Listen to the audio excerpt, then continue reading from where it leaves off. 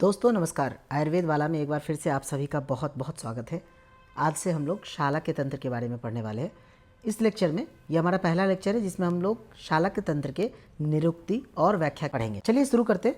सबसे पहले शालाक्य तंत्र की निरुक्ति जो आचार्य डल्हन ने बताया है उसको अपन देखते हैं।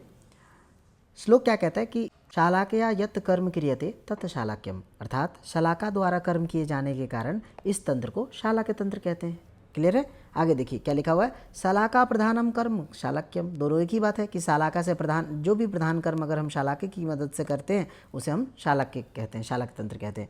और जो तीसरा लाइन है वो क्या है, तत्प्रधानम तंत्रम अपि शालाक्यम। उनके इस शालाक्य के जो तंत्र भी होते हैं वो भी प्रधान तंत्र कौन से होते हैं, वो शालाक्य तंत्र होते हैं। तो क्या लिखा हुआ है, शलाका द्वारा कर्म किए जाने के कारण इस तंत्र को शालाक्य तंत्र कहते हैं। शलाका प्रधान कर्म को ही शालाक्य कहते हैं और इस शास्त्र का प्रमुख तंत्र भी शालाक्य कहलाता है। क्लियर हुआ?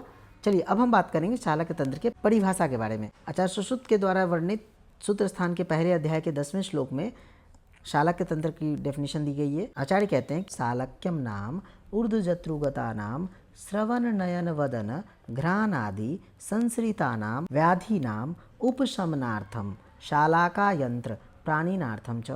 अब इसी को अपन अपने स्टाइल से पढ़ेंगे। हम कहेंगे शालाक्यम नाम, शालाक्य तंत्र किसे कहते हैं, जिसमें व्याधि नाम संसृताम, जो व्याधि आश्रित है कहाँ पर, ऊर्ध्वजत्रुगत, जत्रु अस्थि के ऊपर, कौन से भाग में, श्रवण मतलब ईयर, नयन आँख, वदन मुख और नाक और सिर में जो व्याधि आश्रित हैं उन व्याधियों के उपशमन के लिए, उपशमनार्थम शालाका यंत्र का प्रयोग किया जाता हो उसे हम शालाक्य कहते हैं।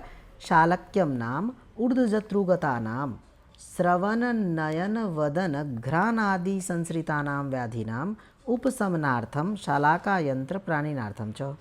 जत्रु के ऊपर स्थित कान, आँख, मुख, नाक आदि स्थानों में उत्पन्न व्याधियों की चिकित्सा जिस विशेष विज्ञान में होती है तथा उन व्याधि की चिकित्सा हेतु शलाका यंत्र का प्रयोग जिसमें होता है उसे हम शालाक्य तंत्र कहते हैं। आई होप ये क्लियर हो गया होगा आपको।